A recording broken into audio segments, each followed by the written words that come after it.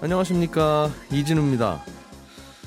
휴대폰 요금제 표를 가만히 들여다보면 이 특징이 하나 있습니다. 중간이 없습니다. 무슨 말이냐면 좀 저렴한 요금으로 월 12GB 이하의 데이터를 쓰거나 아니면 좀 비싼 요금을 지불하고 110GB 이상의 데이터를 좀 넉넉히 쓰거나 둘 중에 하나만 선택을 하게 되어 있는데요. 비싼 걸 선택하면 데이터 제공량이 너무 많아서 다 못 쓰고, 좀 싼 걸 선택하면 조금 좀 항상 늘 모자라고, 그래서 이 문제를 해결하기 위해서 정부가 요금제 개선을 추진하는 모양입니다. 자세히 좀 내용 들어보겠고요. 윤석열 정부가 재건축 규제를 완화하겠다는 입장을 밝히면서 그동안 재건축보다 규제가 덜했던 리모델링을 추진하던 노후 아파트들이 다시 재건축으로 방향을 돌리고 있습니다. 이 얘기도 잠시 후에 자세히 들어보겠습니다. 자동차에 쓰이는 철판 가격도 오른다는 소식, 그리고 유럽에서는 최근에 물건을 배달할 트럭도 모자라서 물류난이 계속되고 있다는 소식 간단히 또 챙겨서 들어보겠습니다. 5월 3일 화요일 손에 잡히는 경제 시작합니다.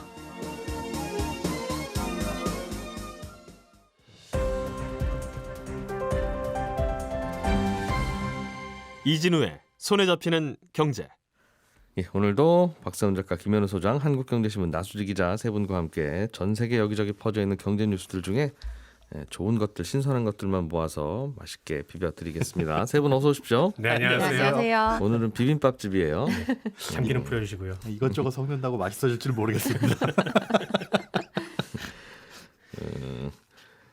박 작가님이 준비해 오신 소식은 자동차에 쓰이는 철판 가격이 오른다는 건데, 네, 이게 한 6개월쯤 전에는 신기한 뉴스였는데 요즘은 뭐 오르는 게 뭐 하나둘이 아닌데 이것도 당연히 오르겠지. 맞아요. 라는 뜻으로 좀 받아들여지기는 해요. 그렇습니다. 근데 또 이 자동차용 철판은요, 이걸 시가로 사고 팔면 사는 쪽도 그렇고 파는 쪽도 그렇고, 왜 가격이 언제 어떻게 될지 몰라서 불안하니까 예. 뭐 상반기에 한 번, 하반기에 한 번 이렇게 철강 회사들이랑 자동차 회사들이랑 모여서 가격 협상을 합니다. 그렇겠죠. 저희도 횟집에 가서 네. 무슨 회 괄호 열고 시가 이렇게 써 있으면 네. 아, 저기 얼마라는 거야 도대체. 뭐 테슬라 가격 같은 경우는 시가로 판매한다는 얘기도 있긴 하는데 예. 아무튼 지금 상반기라고는 하지만 시간이 꽤 지났잖아요. 어쨌든 지금 상반기 합의를 하고 있는데 톤당 한 15만 원 정도 올리는 선에서 합의가 된 걸로 보도가 됐습니다. 예. 이게 보통 큰 자동차의 철판이 1톤 정도 사용이 되니까 그냥 차량 한 대당 15만 원 정도 가격 인상 요인이 발생을 했다. 이렇게 보면 됩니다. 물론 가격이라는 게 올릴 이유 생겼다고 무조건 올리는 것도 아니고요. 반대로 내릴 이유 생겼다고 해서 내리는 것도 아닌데 가격을 올려도 팔릴 것 같으면 뭐 올리는 겁니다. 근데 지난번에도 한번 말씀드렸듯이 지금은 아주 드물게 자동차 파는 쪽이 유리한 상황이거든요. 예. 수요는 많은데 공급은 없으니까. 그러니까 앞으로 자동차 가격은 더 오를 수도 있겠구나 라는 걸 짐작해 볼 수 있는 그런 뉴스입니다. 그리고 가격 얘기 나온 김에 그 소식 하나 더 전해드리면 네. 조금 전에 속보가 나왔는데 우리나라의 4월 소비자 물가지수가 작년 4월 대비 4.8% 오른 걸로 나왔습니다. 어허. 2008년 금융위기 당시에 물가 상승률이 대략 이 정도였던 걸로 기억을 하는데 예. 문제는 앞으로도 물가가 더 오를 것 같다는 거예요. 이달 말에 기준금리 결정하는 회의가 열리는데 금리 인상 가능성이 지금으로서는 아주 높아진 그런 상황입니다. 4.8%. 네. 알겠습니다.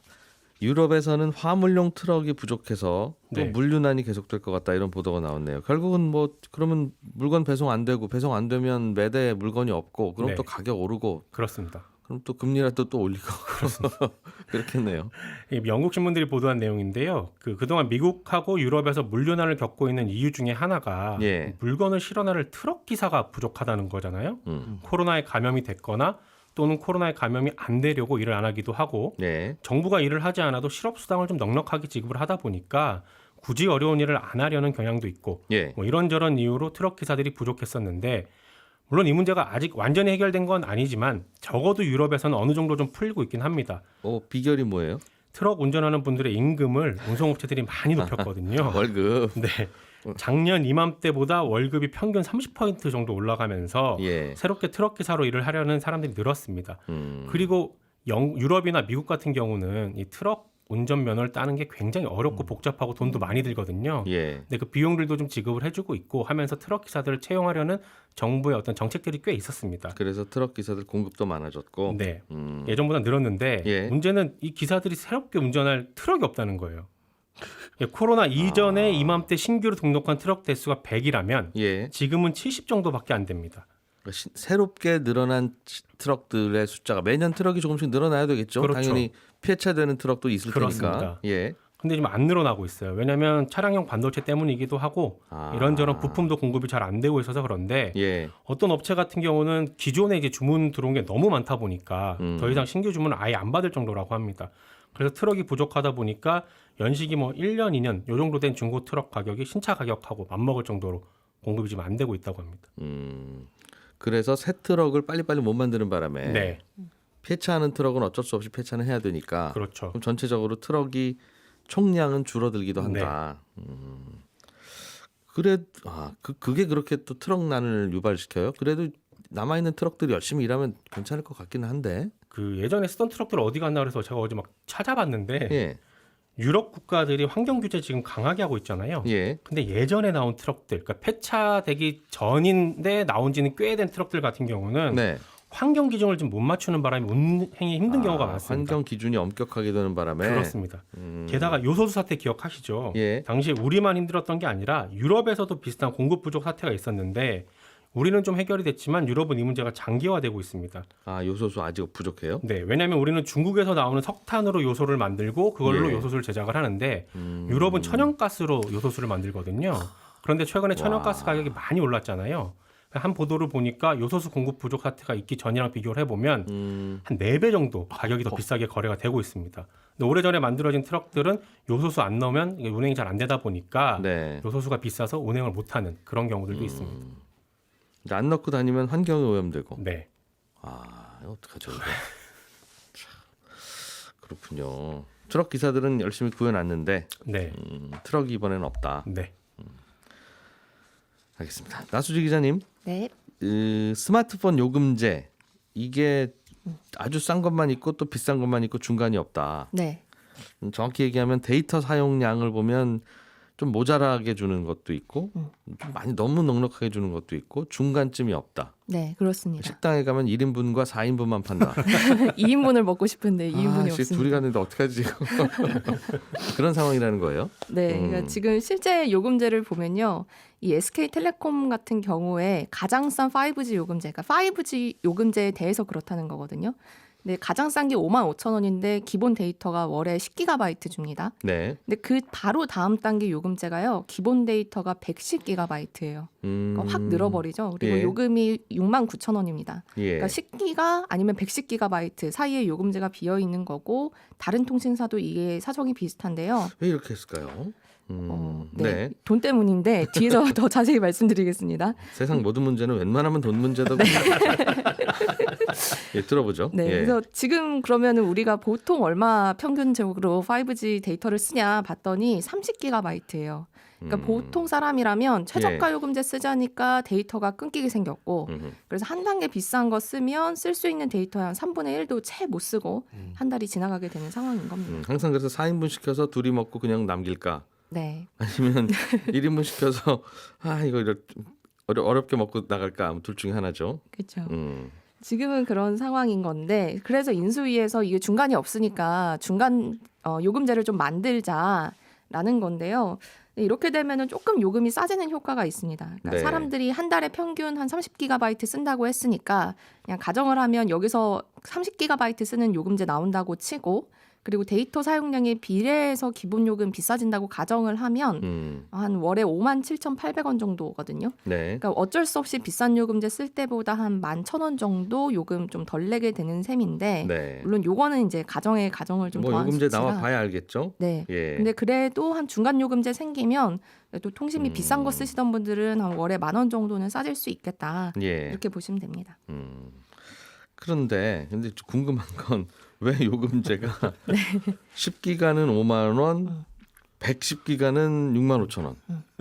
왜 중간쯤은 없냐? 네. 뭐 그런 거예요. 그러니까 그 말은 10배나 더 주는데 10,000원만 올리면 된다 그러면 그게 싸 보이기도 하지만 110기가 주는데 6만 얼마면 10기가면 꽤 많이 싸져도 될 것도 같고 뭐 어쨌든 왜 요금제 구조가 이렇게 되어 있었죠? 그래서 사실 중간에 비어 있다 보니까 딱 우리가 원하는 상품이 없다 보니까 이 5G 요금제가 나온 게 2019년인데 그때부터 시민단체나 뭐 여러 가지 지적이 나왔습니다. 그래서 작년에도 그 국정감사에서 중간 요금제 왜 없느냐 통신사에 질의를 하니까 네. 좀 중간 요금제 검토하겠다라고 얘기는 했는데 근데 아직까지 없는 거는 아무래도 이 돈 때문이다. 통신사 입장에서는 비싼 요금제 쓰던 사람들이 아무래도 중간 요금제 생기면 저렴한 요금제로 갈아타게 될 거잖아요. 예. 그러니까 수익성이 떨어지는데 통신사의 주장은 아직 5만 구축이 완벽하게 이루어지지 않아서 네. 투자해야 되는 금액이 많다. 네, 그래서 초기에는 이렇게 좀 중간 요금제를 빼면서 수익성을 확보한 다음에 그 다음에 투자를 많이 하고 그 다음에 완벽하게 구축이 되면 조금 요금제를 손질하고 이런 게 이전에 뭐 3G나 LTE에서도 수순이었는데 그러니까 지금 요금제를 좀 이렇게 손질하면 5G망 품질 향상을 오히려 더디게 만드는 거다 이렇게 주장을 하고 있습니다. 그렇군요. 그러니까 중간 요금제를 만든다고 해서 싼 요금제 쓰던 분들이 그쪽으로 올라올 것 같지는 않고 지금 10기가 이하짜리 쓰시는 분들이 네. 오히려 한 30기가 정도 한 달에 주는 거면 한 달에 110기가 신청했던 분들은 30기가로 많이 내려올 것 같다. 네. 그래서 수익성이 조금 떨어질 것 같아서 5G망 투자도 좀 느려질 것 같다라는 건데 예. 근데 여기에 대해서는 조금 진짜 그런가 반론도 나오는 게 이 증권업계에서 실적을 추정해 보니까 중간 요금제 도입해도 생각보다는 그렇게 실적 타격이 적을 것 같다. 그래서 주가 괜찮을 거야 이렇게 하는 논리거든요. 네. 그러니까 설문을 해보니까 중간 요금제로 내려갈 만한 분들, 그러니까 10기가에서 한 50기가 정도 한 달에 쓰는 분들이 네. 전체 5G 사용자의 30% 수준이라고 합니다. 그러니까 이분들이 만약에 중간 요금제가 생겨서 다 내려간다라고 가정하면 예. 이 통신 3사를 다 합쳐서 줄어드는 매출이 1년에 6천억 정도 된다고 하거든요. 그 말은 1년에 6천억이 덜 들어온다는 거잖아요. 통신회사 입장에서 보면. 네. 이게 근데- 작아요? 큰 돈처럼 보이긴 한데 이게 통신회사에서는 아마 이런 대화가 오갈 거예요. 아마 김 대리가 이렇게 좀 낮춰도 한 6천억 정도면 막을 수 있을 것 같습니다. 그러면 이봐 김 대리 6천억이 작아? 근데 이게 또 크다고 보기도 그런 게 네. 통신 3사가 지난해 4분기에 그러니까 4분기 한 분기에만요. 무선부문 매출이 5조 원을 넘겼어요. 그러니까 아하. 1년에 6천억 정도면 영향이 그렇게 크진 않은 것 같다. 그리고 요 요금제 그러니까 이 가정이요. 6천억 내려간다는 가정이 네. 그러니까 중간 요금제로 다 내려간다라고 가정을 한 거고 네. 그리고 실제로 개설을 하면 가장 저렴한 요금제 사용하던 분들도 일부 좀 그동안 이제 절약해서 쓰다가 그렇죠. 예. 네, 일부 요금제로 중간 요금제로 올라갈 가능성도 있어서 이것보다는 오히려 타격이 덜할 것 같다라는 게 이제 증권업계의 추정인데요. 그래서 이런 것 때문에 좀 통신사들 비판하는 쪽에서는 통신사가 5G 품질 향상은 모르고 지금 모른 척하고 수익성만 챙기는 것 같다. 그러니까 예. 5G 속도가 원래는 20배 빠르다라고 했는데 지금 한 5배 정도 빠른 수준이고 또 설비 투자를 더 하겠다라고 하면서 중간 요금제는 안 만들고 그럼 설비 투자 많이 하고 있나 봤더니 지난해 통신 3사 영업이익이 4조 원 넘겨서 10년 만에 최대치였는데 예. 설비 투자 금액은 전년보다 1조 원 넘게 줄고 그래서 좀 이래저래 못 믿어온 5G 마음에는 안 서비스를 든다. 네, 이용하고 있는 상황이다. 통신사에서는 이런 고민도 하더군요. 곧 6G 나온다. 5G 지금 기지국 하나 다 설치해 보면 한 1년 후에는 또 6G 깔라고 할 텐데 조금만 버텨보면 된다. 그런 얘기도 또 안에서 하는 것 같더군요. 알겠습니다. 이게 전반적으로 우리나라 저 이용자들의 소득 구조와도 좀 관련이 있는 것 같긴 하네요. 즉 이게 양극화가 심해지다 보니까 중간 요금 생겨도 조금 소득 낮은 분들이 그쪽으로 옮겨가기는 어렵고 그러니까 이제 뭐 제과점에서 파는 빙수 값이 6,000원 하나 7만 원 하나 이제 이렇게 있는 거죠. 그러면 난 2만 원짜리 있으면 한번 먹어보겠는데 하고 하면 그런 거 한다고 6,000원 드시는 분들이 안 올라옵니다. 이제 이런 걸지도 모르고. 근데 이렇게 통신사 요금제가 바뀌면 알뜰폰 요금제도 거기에 세팅되어 있거든요. 맞춰서 예. 10기가, 110기가 이런 식으로. 근데 그 중간 요금제가 생기면 알뜰폰 쓰시는 분들은 훨씬 더 저렴한. 네. 그리고 혹은 알뜰폰을 안 쓰시는 분들은 이참에 알뜰폰으로 가볼까 하는 유인이 생길 수도 있을 것 같습니다. 저도 고민하다가 결국은 안 옮겼는데 50기가짜리 알뜰폰 요금제가 생긴다. 그러면 한번 고민해 볼 것 같아요. 한 50기가 정도. 네. 근데 이게 통신 3사가 다 이렇게 돼 있다는 거죠. 네, 다 이렇게 돼 있습니다. 틀이. 5G 요금제에 대해서. 트리. 예, 그렇게 트리. 왜 그렇게 돼 있지? 그래서 뭔가 뭐 깊은 사연이 있는 것 같기도 하고 아무튼 통신업계에 계신 분들 중에 아 이건 내가 할 말이 있는데 하는 분들이 있으면 저희 손경제 연락을 주시면 저희는 적극적으로 반영해서 알려드리겠습니다. 그러면 이제 중간 요금제가 도입되는 건가요? 네, 이 가능성은 상당히 높습니다. 예. 한 통신사에서 내부적으로 출시 검토하고 있다 이런 보도도 나왔고요. 한 곳에서 하면 이제 통신사 성격상 다 같이 내놓을 가능성이 높고 네. 그리고 지금 통신사 입장에서는 좀 정부랑 관계를 좀 잘 해둬야 될 필요가 있긴 합니다. 왜요? 지금 통신업계 가장 큰 현안이 5G망 아직 부족하니까 추가 구축을 위해서 정부가 주파수를 추가로 경매에 붙이는 겁니다. 근데 통신사에 따라서 어떤 주파수가 경매에 나오느냐에 따라서 각자 유리한 게 조금 달라서 각자 다른 주장을 하고 있고 예. 요거를 이제 차기 정부에서 판단을 내려줘야 되는 상황이어서 인수위가 중간요금제 하자라고 한 만큼 중간요금제 도입 어느 때보다 좀 분위기가 무르익은 상황이 아닌가. 매번 그런 건 아닌데 가끔씩 이렇게 정부가 떡 줄 때가 있는데 그럴 때는 통신사도 잘 정부가 따라간다. 하자는 거 좀 하나 해주는 게 좋다라고 네. 판단한다.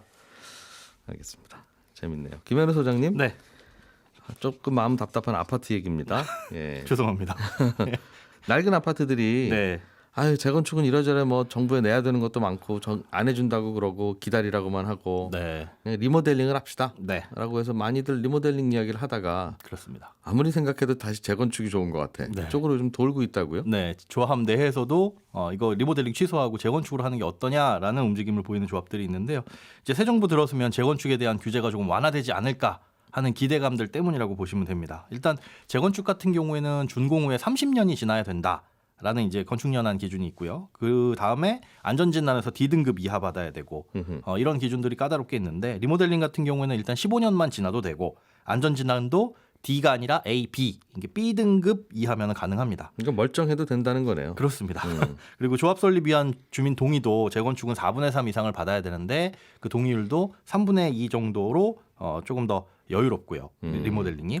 무엇보다 이제 재건축 가장 큰 걸림돌이 앞서 말씀드린 안전진단하고 재건축 초과이익 환수제인데 네. 안전진단을 통과하기가 가장 사실은 어렵고 통과하더라도 재건축으로 인해서 발생한 이익이 뭐 주변 집값 상승률하고 기본 재건축 비용 빼고 1인당 평균 3천만 원 초과하면 절반까지 누진세로 과세돼서 나라에 내야 되기 때문에 조합원들 부담이 커지죠. 네. 그러다 보니까 재건축을 해서 실익이 없는 단지들은 이거 기다리지 말고 그냥 리모델링을 하자라고 결정을 했다가 최근 다시 재건축을 다시 하는 게 어떠냐라는 움직임을 보이고 있습니다. 재건축을 다시 하는 게 어떠냐라고 하는 쪽이라면 예. 리모델링을 좀 뜯어봤더니 너무 실망스럽다. 이거나 예. 아니면 재건축도 괜찮네 생각해 보니까 그렇죠. 요즘 분위기 좀 달라졌어요 하는 게 있기 때문일 텐데 네. 결국은 또 돈 문제잖아요. 맞습니다. 예, 세상 많은 문제 원인은 돈 문제인데 핵심이 돈 문제죠. 어떤 계산이 달라진 겁니까? 둘 다일 수 있습니다. 그러니까 재건축을 안 하고 리모델링으로 선회를 했던 이유 중에 하나가 될지 안 될지 모르는 걸 이거 언제까지 기다리냐. 그리고 안전진단을 함에 있어서 그 비용들도 조합원이 부담을 해야 되거든요. 몇 예. 억씩 들어가는 비용도 부담이 되는데 이 될지 안 될지 그리고 용적률이 낮은 경우에는 재건축을 하더라도 사업성도 떨어지고 또 용적률이 좀 나오고 대지 지분이 높다고 하더라도 이익이 많아지면 어차피 그 많아지는 만큼 또 재건축 초과이익 환수제 때문에 나라에 뭐 세금으로 내야 되고 예. 그래서 사업성 떨어지는 게 리모델링으로 선회하는 가장 큰 이유였죠. 네. 그런데 일단 문턱도 낮아졌다. 안전진단 문턱이 낮아졌으면 사업성은 우리가 좀 올려볼 수 있지 않을까라는 기대들도 할 수가 있는 거죠. 왜냐하면 예. 이제 재건축 초과이익 환수제에 대한 것도 완화하겠다라는 공약이 담겨 있으니까요. 정부 공약 중에 예, 새 그렇습니다. 정부 공약 중에 네, 예. 안전진단 기준 같은 경우에는 완화를 하는 게 이제 구조안전성 이 네 가지 항목을 보는데 그 중에 가장 큰 게 구조안전성이라는 부분이에요. 그 부분에 대한 거를 가중치를 낮추겠다라고 해서 문턱을 통과하기가 쉬워진다라고 볼 수 있는데 요거는 이제 국토부 시행령하고 시행규칙 개정만으로도 가능하기 때문에 정부가 하자 그러면 할 수가 있는 사안입니다. 일단은 안전진단에서 네. 이 아파트 아직도 살만합니다. 네. 벽 보세요. 무너지지도 않았잖아요. 하는 거는 그래요 하세요 한다는 거죠 이제는. 그렇습니다. 그럴 수 있는데 그렇게 되면 이제 기대를 가지게 될 곳들이 일기 신도시들이에요. 요때 예. 이제 92년 말에 입주가 완료됐기 때문에 30년 이제 채웠거든요. 넘어야 될 산은 안전진단인데 안전진단에 대한 규제가 완화된다고 하니 기대를 해볼 수가 있는 거죠. 그래서 뭐 리모델링 할까 했던 단지들도 잠깐 스톱 일단 해보자 해서 재건축이 통과하면 재건축으로 가고 안 되면은 리모델링으로 가자 이 선택지가 주어질 수도 있는 거고요. 그다음에 이제 초과이익 환수 제한 내양 대한 기준도 완화하겠다. 라고 돼 있었는데 아까 1인당 3천만 원을 초과하게 되면 절반까지 최대 절반까지도 누진세로 부과한다라고 말씀드렸는데 그게 3천만 원 기준을 1억으로 올리겠다라고 예. 이제 공약에 밝혀놨거든요. 그런데 문제는 이 재건축 초과이익 환수제는 법률입니다. 이게 법 개정이 필요한 사항이라서 국회를 통과해야 되고. 네. 그러면 그렇죠. 정부 혼자서 결정할 수 있는 일은 아니고. 맞습니다. 분위기 봐서는 당연히 그럼 국회는 반대할 것 같고. 네, 그럴 수 있죠. 그거는 그래서 쉽지 않다. 재건축 초과이익 환수 줄이는 건. 네, 안전진단은 넘어갈 수 있을 것 같은데 그다음에 이제 사업성을 따지는 문제는 조합에서는 조금 골머리가 아픈 일이죠. 그래서 이 규제 완화도 될 것이냐라고 또 보는 시각들도요. 원희룡 국토부 장관 후보자도 네. 인사청문회 서면 답변서에서 그렇게 얘기했거든요. 그러니까 신중하게 접근해야 된다. 재건축에 관련된 규제 완화는 네. 다른 것들도 면밀히 판단해가지고 신중하게 접근을 해야 된다. 마구잡이로 풀 수는 없다라는 식으로 이제 생각을 밝혀놓은 터라서 이게 규제 완화가 바로바로 현실화될 수 있을 것이냐 이 부분은 좀 마음이야 지켜봐야 규제 완화를 바로바로 하고 싶겠으나 네. 그래서 이제 집값이 다시 올라가면 네. 그 봐라 당신들 뭐 그렇죠. 그렇게 되면 이제 또 추동력을 잃게 되니까 예. 리모델링 하려던 쪽에서 재건축 쪽으로 방향을 틀면 네. 또 이제 시간이 한참 더 걸리는 거 아닙니까? 리모델링의 유일한 장점이 그렇죠. 한 1년 정도 빨라. 네. 그거라더군요. 네. 재건축은 한 10년 걸리는데 맞습니다. 처음부터 시작할 때부터 네. 리모델링은 한 8, 9년 이런 정도로. 네. 예. 사업 속도가 빠르다라는 장점이 있는데 그럼에도 불구하고 야 이거 재건축으로 다시 해볼까라고 생각하는 건 그만큼 사업성이 있다고 판단이 되면 그럴 수 있는 거죠. 예. 그런데 재건축으로 하더라도 뭐 용적률도 작거나 앞서 말씀드린 대로 대지 지분 낮거나 하면은 그냥 리모델링으로 추진하자 할 수도 예. 있어요. 그런데 이런 리모델링 단지들이라도 늘어나면 공급량이 좀 늘어날 수 있지 않을까 기대를 해볼 수도 있는데 문제는 요즘에 리모델링은 다 29세대 이하로 만들거든요. 이 분양가 상한제 적용을 안 받으려고 그러니까 분양가를 누르려고 만든 제도가 오히려 피해가지고 분양가를 훨씬 더 올려버리는 아이러니한 일이 생겼습니다. 문제는 재건축할까 리모델링할까 계속 고민하다가 시간 가는 게 최악이에요 지금. 네. 어느 하나로 몰아줘야 되는데 자꾸 반찬 늘어나고 한 번만 집어먹을 수 있고 그러니까. 그렇습니다. 지금 계속 고민은 늘어날 것 같습니다. 예, 저는 11시 5분에 이어지는 손에 잡히는 경제 플러스에서 다시 인사드리러 오겠습니다. 이진우였습니다. 고맙습니다.